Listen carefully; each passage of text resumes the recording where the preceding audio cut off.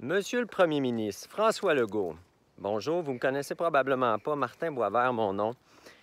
Premièrement, je voulais vous remercier pour le travail que vous faites. C'est pas du tout évident de naviguer alors que vous n'avez pas toute l'information pour se faire, beaucoup de variables inconnues, tout ça. Puis j'ai pleinement conscience de ça. Je suis aussi un élu au niveau municipal, donc à une autre échelle, moindre, évidemment, mais tout aussi noble. Et puis, donc, j'ai conscience que c'est pas du tout évident. Puis, je suis content que vous soyez le capitaine de notre bateau en ce moment. Donc, vous avez beaucoup à faire en ce moment avec votre équipe, travailler sur le maintenant. Moi, ce qui m'habite, c'est vraiment le après. Je vois qu'il y a un énorme potentiel, une possibilité immense de faire un bond de géant, je pense, au Québec en ce moment. Moi, j'ai une petite entreprise qui s'appelle Néoterra. Je donne des formations, des conférences sur la garde de poules, sujet qui est en fort engouement cette année, encore plus que par les années passées à cause de la COVID-19. Puis, je vois beaucoup passer des gens qui manifestent l'intérêt et puis leur souci pour avoir un Québec autonome au niveau alimentaire. Donc, produire davantage notre propre nourriture. Puis, je fais partie de ceux-là. Mais moi, mon point, ça serait d'amener ça au rang de projet de société. Un projet, dans le fond, qui rassemblerait tout le monde, qui serait un prétexte autour de la bouffe, qui est déjà en elle-même rassembleuse, là, qui est festive, rassembler tous les Québécois pour pousser dans le même sens. Arrêtons de chialer, de dénoncer. On l'a fait maintes et maintes fois pendant très longtemps. Je pense qu'on est mûr pour bâtir, pour construire quelque chose. Donc, ce que je vois, puis c'est pas du tout à moi à dicter ce genre de projet-là, parce que c'est un projet collectif, donc il faut que ça se fasse avec tout le monde, mais ça sera un projet inclusif. Dans le fond, les gens de tous âges, de l'école à aller jusqu'aux personnes âgées, toute culture aussi, des gens qui ont choisi de venir habiter chez nous, qu'on a accueillis, puis qui ont tant à nous offrir, à nous apprendre à travers la nourriture, à travers des recettes, à travers toutes sortes de choses comme ça, des façons de faire qui viendraient seulement nous enrichir, puis on apprendrait à se connaître à travers ça. On a tout ce qu'il faut au Québec, c'est fou, là. C'est complètement débile à quel point on est chanceux de vivre ici. Moi, j'ai pas beaucoup voyagé, là, mais j'ai l'impression que si j'avais à choisir, je choisirais ici là, pour naître à nouveau, parce qu'on a un territoire vaste, rempli de ressources, des terres agricoles de bonne qualité, dont on pourrait prendre un petit peu mieux soin, je dirais.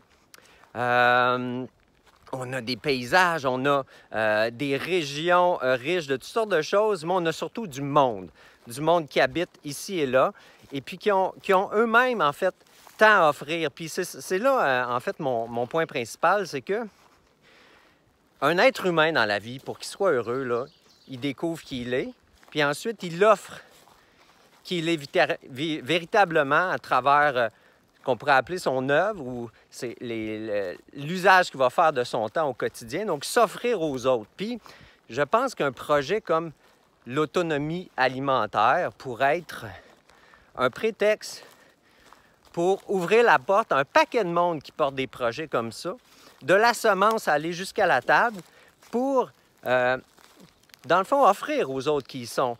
Mais pour ça, ça prend une ouverture à différents niveaux, évidemment. Si on regarde le rôle de l'État là-dedans, c'est clair qu'il y aura un gros rôle. Moi-même, je travaille dans un ministère de l'Environnement du Québec. Donc, j'ai bien conscience de ce genre de choses-là. Il faudrait assurément qu'il y ait des programmes, notamment financiers, de soutien financier, d'accompagnement qui soient ajustés pour permettre aux gens qui portent ce genre de projet-là de se lever pour se mettre en œuvre. Évidemment, dans les politiques, stratégies gouvernementales et ministérielles, les plans d'action, on ne veut pas juste des mots, des phrases creuses, on veut de l'action, on veut du réel. Bien, faut aussi que ça soit rimé. Mais je dirais, ce qui est probablement le plus important, ce serait aussi qu'au niveau des lois et les règlements, il y ait de la souplesse.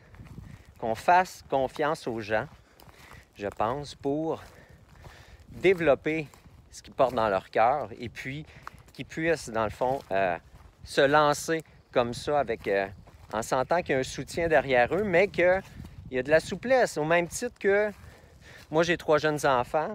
Puis pour moi, la vision que j'ai de la parentalité, c'est on aide nos enfants à se découvrir. Puis par la suite, pour qu'ils puissent vraiment ensuite choisir leur occupation du temps, s'offrir aux autres en fonction de qui ils ont découvert qu'ils étaient eux-mêmes et non pas leurs parents. Pour ça, ça prend de la souplesse. Puis il y a déjà plein d'initiatives là, à gauche puis à droite. Des initiatives comme, culture en serre, maraîchage bio intensif, forêt nourricière, permaculture, culture de champignons. Il y a un paquet de choses comme ça, des popotes roulantes pour transformer ça ensemble. Tous les volets, à mon avis, pourraient être couverts avec un projet d'autosuffisance alimentaire qui ouvre la porte à tout le monde. Puis, j'oublie pas du tout nos amis, les agriculteurs. Je demeure à Saint-Isidore, dans le nord de la Beauce, et puis, c'est un milieu fortement agricole. Puis, j'ai un immense respect pour ces gens-là. C'est probablement les gens qui travaillent le plus fort parmi toutes les personnes que je connais. Et puis, mais ils ont la vie dure en ce moment. Travaillent fort, peu de reconnaissance, à mon avis. On leur rentre dedans à cause du modèle qu'on leur a vendu en agriculture, qu'ils ont probablement pas eu beaucoup le choix d'adopter, mais qui présente ses limites en termes environnementaux, en termes financiers. Puis, rajouter par-dessus ça là, une couche d'incertitude liée aux aléas climatiques, là, c'est pas jojo en ce moment. Puis on le voit, il y a beaucoup de détresse dans les rangs au Québec, taux de suicide plus élevé.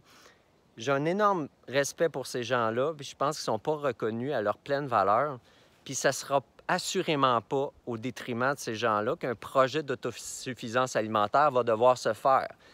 Mais il va falloir trouver une façon, dans le fond, de les inclure. Puis je pense qu'il y en a beaucoup parmi ces gens-là qui, vivant des situations difficiles, devant l'incertitude qui est grandissante dans le futur projeté devant eux, je pense qu'il y en a beaucoup qui auraient le goût de changer des choses.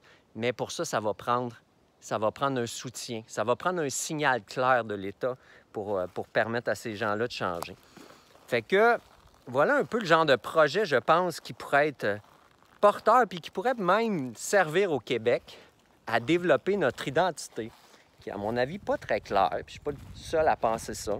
Je voyais un documentaire qui mettait à l'avant-plan Fred Pellerin et puis Gilles Vigneault, 2 de nos maîtres de la prose.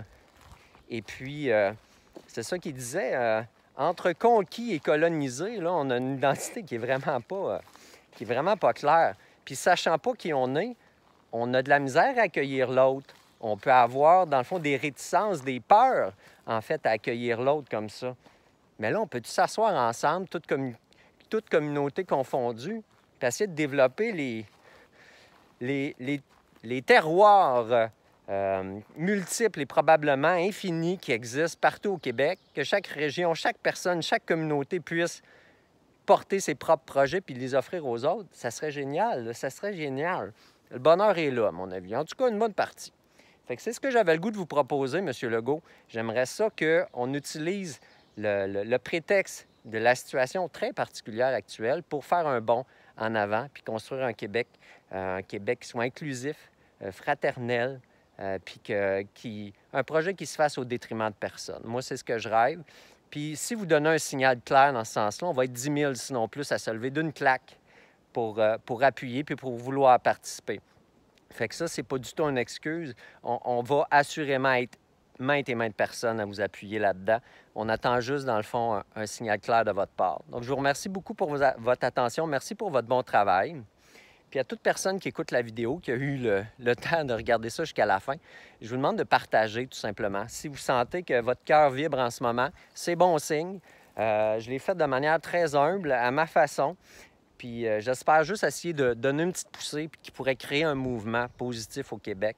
Puis en tout cas, c'est ce que je souhaite de plus. Je vous souhaite une super belle journée.